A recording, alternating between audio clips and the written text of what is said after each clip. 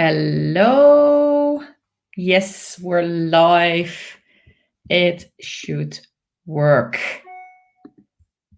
Great to see you and to have you around. Welcome, and hello. This is episode 17 already of Spilling the Green Beans. It's my weekly live gardening show where I share with you my green secrets to inspire you to start growing your own vegetables. I am your host, Emily, and I'm creator of the Easy Urban Gardening, the system for growing your own vegetables on a balcony or terrace in town. Thank you for spending time with me today when I talk about sowing techniques.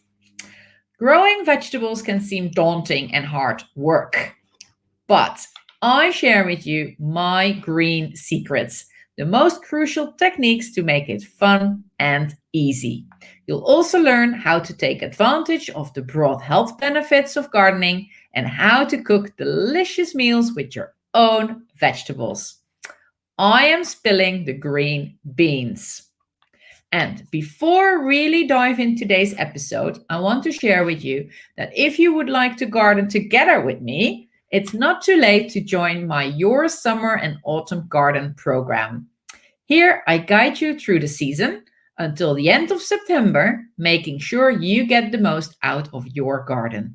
I help you perfecting your planning. We talked about that a few weeks ago. Tell you everything about sowing and growing techniques, a little bit more than just today. And I guide you through the things like the tomato jungle, the cucumber jungle. We talk about how to best harvest and, of course, what to do with your amazing harvest in the kitchen. So you get 6 amazing workbooks with lots of information and amazing worksheets. And you have 6 50 minutes long sessions with me personally, like in a private Zoom session to dive deep into your personal situation. You can ask all your questions. We tackle the challenges that Mother Nature throws at you, etc., etc. So for more detail or to book a complimentary discovery call, you find the link in the show notes. Absolutely free, no obligations when you hop on a call with me, just to discuss whether working together would be a good next step for you, and to see, to kind of like get to know each other a little bit. So I'm looking forward to get to meet you, but we're here now today for another episode of Spilling the Green Beans. And last week I spoke about how to prepare your garden for summer. We spoke about mobilizing your neighbors, maybe thinking about a watering system, etc., etc. And today we're going to talk about sowing techniques. And that is about making your garden super productive. So sowing in an easy urban garden is something a little bit special. It's quite different from the traditional rows with vegetables that most people envision when talking about gardening. We don't do rows.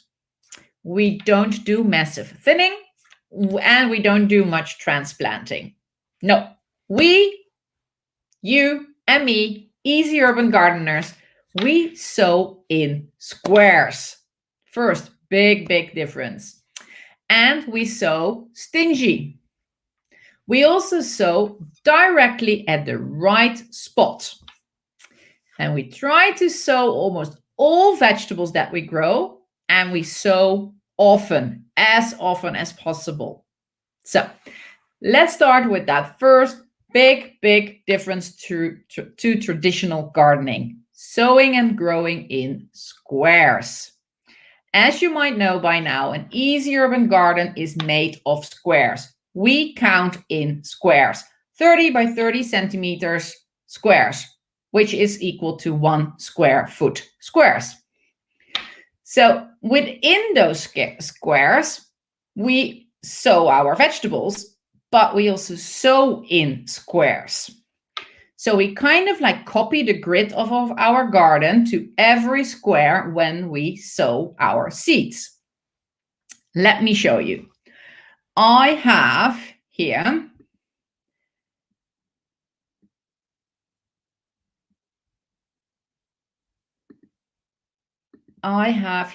oh, sorry, I got a message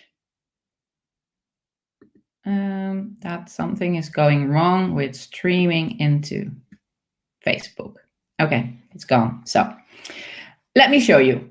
If this is the square in your garden. So your garden probably doesn't need to, but probably has multiple of these squares next to each other. So this is one of them. So when you start sowing in an easy urban garden, of course, you first checked out what size your vegetable belongs to. As you know by now, if you're following me, otherwise look back in previous episodes, we have small, medium, large, and extra large vegetables. So we have small, medium, large, and extra large. And depending on that size, we can fit into one square a small vegetable, 16 of them. For a medium vegetable, 9. For a large vegetable, 4. And the extra large vegetable fits only 1 in a square.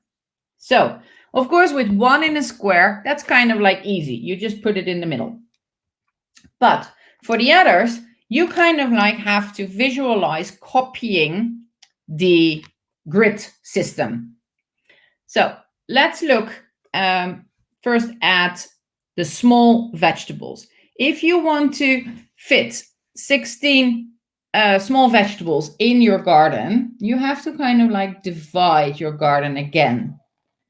You can do this visually. You can also just, put little lines in the soil in your garden. So, of course, we know we make 4 rows of 4 vegetables if you want to fit in 16. So if you divide it like this, and then you just take your 2 fingers to make the little holes, you would do 2 and 2 in one square, 2 and 2 in the other square, etc., etc. You just use your normal fingers. So you would end up with 16 little holes like that.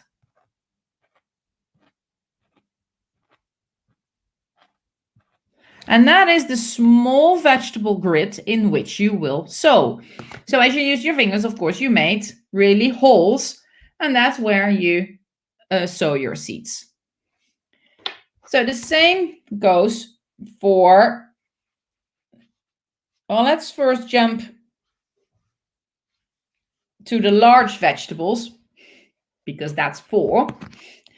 So you have the grid of 4, and then, of course, you make 1 hole in the middle of every square to measure out, so to say, your 4 veggies. With the medium, of course, it's a little bit different, because now we have to go and calculate in 3, because we can fit 9 medium vegetables in a square. So again, what you do, you can take like a pencil, or you can use your finger, or I have a normal spoon in my gardening tools set. So the back of the spoon, like, of the, not the spoon itself, but the handle, you can use, and you can draw 2 lines like that to divide your square in 3 rows, so to say. And then with having 9 in a square, we of course have 3 times 3 little holes. So you just use 1 finger in this case, because with 3, you might not be able to, you're not able to spread them far enough from each other, but you divide it like that.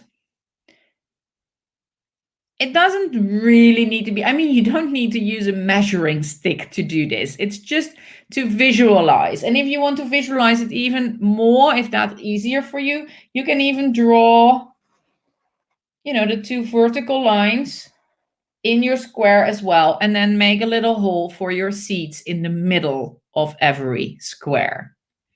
So that's what I mean. Now, we not only build our garden based on squares, we actually also grow in squares. So you make kind of like that square grid pattern within the square in your garden. Yeah. So that is the first really big difference between the traditional rows of vegetables that we know from farmers, that we know from big allotment gardens, etc. But we have to we have to work with small space. We have to make that as efficient and productive as possible. So that's why we do it in squares. As I said, the second important sowing technique within an easy urban garden is sowing at the exact spot. But as you just made your nice little pattern, that can't be easy because, of course, you make the hole where it has to be. That is exactly the space or the spot where you want your plant in the end to grow. So, of course, you can plant your little plants or your little seedlings at that spot. But there is not much reason to not sow your seeds directly in your garden. It kind of like forces you, so to say. It forces you to sow your plants when it is best for them to grow. So it prevents a lot of difficulties that can come up with plants that are grown indoors in too ideal situation or in too warm, with too high temperatures. And then you have the problem when you bring them from inside, you bring them outside. They're not used to that. They kind of like go into a little shock. Because the temperature difference might be very high. They also might not have grown at the best speed, because of course when it's warmer, especially when it's warmer, your vegetables grow quicker. So that might sound really ideal. The quicker they grow, the more I can get. Yes, that might sound ideal, but the con of that is that the quicker they grow, the less tasteful, the less mature they are in the end. And with maturity of a vegetable plant comes also taste. It comes nutritional value. So in the end, no, it's actually not ideal to grow your vegetables as quickly as possible by manipulating the situation in which they grow up.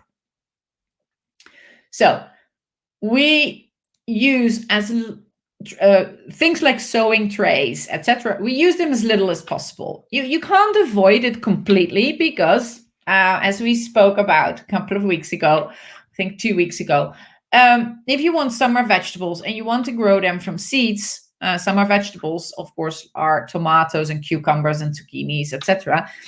If you want to grow them from seeds, you have to do it indoors because otherwise the growing season in a lot of areas is just not long enough.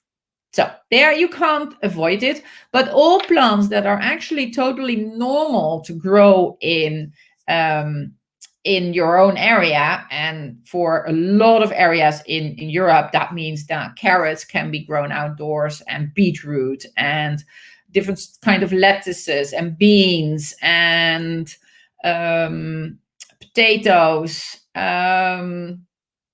cabbage, chard, spinach, rocket, radishes, pak choi. They're all perfectly fine with the climate of pretty much all European zones. So there is no reason to start them off indoors or in a greenhouse or in whatever other condition than just your garden immediately outside on your balcony or your terrace. So we do sow them exactly where we want to grow our carrot, beetroot, lettuce head, palm tree kale, whatever it is. And that means that we don't need to start somewhere else and then transplant a tiny plant. We just immediately put the seed where we want to have it. And as I said, we not only know where we want to have it because of the system, we also know how many we can grow within our system. So we know beforehand, once we take the package of seeds, we know that that vegetable is small, medium, large, or extra large. So we know that that square can house 16, 9, 4, or one of them. So as we know that, we can also be stingy with our seeds. There is no reason to pour half the package, half your seeds package in your tiny little square, while already knowing that you can only grow 16 carrots or you can only grow 9 beetroots. It's kind of like spilling your seeds. It's spoiling. It's a waste. It actually is a waste. So how do we make sure that we balance out being stingy with having harvest or having a big yield? So that means that when we make our little holes, we have our spots, we put in 2 to maximum 3 seeds per spot. And that is kind of like your, let's say it's your insurance policy. It is making sure that at least one seed germinates and gives a strong seedling. So in the end, of course, we can only have one plant per spot. So not per square, per spot. So every spot can house one plant if your plant is medium, like here. So even if you put in 2 or 3 seedlings to begin with, if you are really lucky or very successful, whatever you want to call it, and all the 3 seeds germinate and sprout into a decent, fairly strong looking seedling, then of course you have to thin it back to one plant per spot. And you do this once the seedling has its first or the first 2 sets. So its first set or the first 2 sets of true leaves. So don't start cutting away your seedlings immediately when they just pop up above the ground, because there is still a lot that can happen between that stage and the seedling actually being a few centimeters big. Then finally, what I said is we sow often. An easy urban garden is designed for high efficiency and high productivity. But to keep its productivity, you and I as gardener, have to make sure there are veggies to grow. So we sow as often as possible. Every time you harvest the square empty, you sow something new. So as soon as you harvest your last 2 or 3 carrots and the square is empty, you prepare it for a new round, and latest the next day, you're going to make sure that there are new seeds in that square. There is absolutely no good reason for leaving your square empty just because you harvested all your carrots or beetroots or lettuce heads.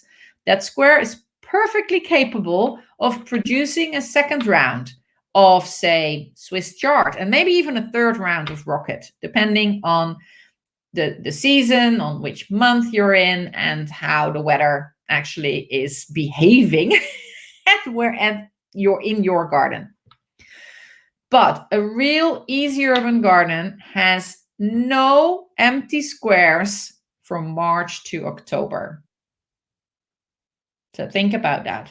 You have your garden filled from March to October, which means, as I mentioned before, that on average, you will grow 2 to 3 different vegetables per square per season.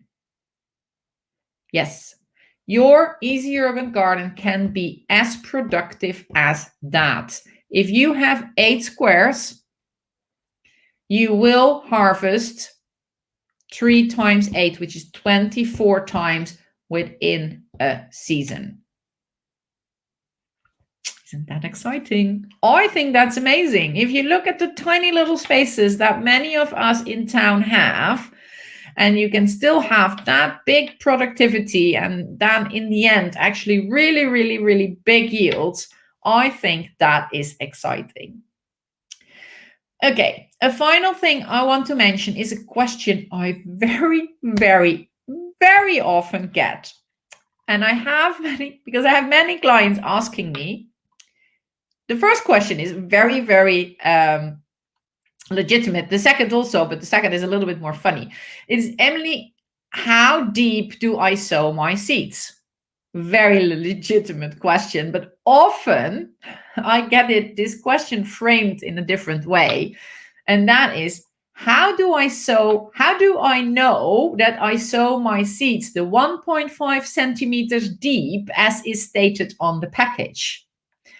Well, I think that is funny. Not the question, but I think it is funny. And I think it's a little bit ridiculous to put on the back of a package for hobby gardeners, as we are. We're not professional farmers. We are just hobby gardeners, and we do it because we love the taste of fresh vegetables. We love being outdoors. We love connecting with nature. We want to make our environment in town and in city a bit greener. We want to contribute to fighting climate change. We want to lower our food and plastic waste. And yes, we also want to benefit from the higher nutritional value when the vegetables are so fresh. We are not gardening with big machines that can be computer programmed to make the holes or the grooves or whatever exactly 1.5 centimeters deep. And I also think it is absolutely not necessary. It's making life more complicated for a hobby gardener as we are than necessary. Yes, sowing depth is important. I'm not saying that it's not important to pay any attention to how deep you sow your seeds, because when you sow too deep, your seedlings won't sprout well. And this has 2 reasons. First is the amount of light a seed needs to sprout, and it is also depending on the size of the seed. So let's first talk about the light. Some seeds germinate best in bright light, some in a bit of darkness, and other want it totally pitch black. So it's a bit like we humans, the one wants to sleep in a totally blackened room, and the other one is fine with just curtains, and the third one has, I don't know, curtains at all, or just like this in-between kind of curtains, and is totally fine with sleeping in a relatively light environment. So that is the one thing. And the preference of the seed is very much related to the size of the seed. Mother Nature is not crazy. She actually makes it easier for us than many people think. So the size of the seed is kind of like, see it as the seedling's lunch package. That's actually kind of the easiest way to think about it. It's like you going for a hike. So say I live in Switzerland, I go for a decent hike into the mountains. I'm going to prepare for that, of course. You're not just going to go and walk. So depending on how long my hike is going to be, I decide on taking more or less food and drinks with me. So the same actually goes for your seedling. the seed contains just enough food for the seedling to produce its first few roots and for the seedling to reach just above the soil. Because as soon as it comes above the soil, it gets its food from out of the air and the sunlight and everything. So, having said that is just enough, you now kind of like will probably intuitively say, okay, so a bigger seed can be sown deeper. Exactly. That bigger seed has a lot more food and drinks for along the road than the tiny, tiny little seed that you sometimes see. So to measure the sowing depth, I have a very easy rule. Every seed, and you might want to kind of like open a few packages or look into a few packages, and then you will intuitively see the difference between a really small seed, a kind of like average middle-sized seed, and the really big ones. So to give you an indication, once you go to, after this episode, when you go dive into your seeds collection, a lettuce seed is really tiny. A pea is already quite a bit bigger. A chard seed, a spinach seed, they're all kind of like in that middle group.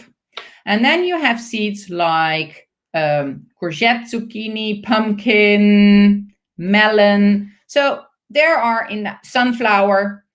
Those are kind of like, that's the category of big seeds. Now, you don't need a measuring stick. You just need your finger. You will be sowing with your finger. I already told you, once you make the grid, you use your fingers to make the holes.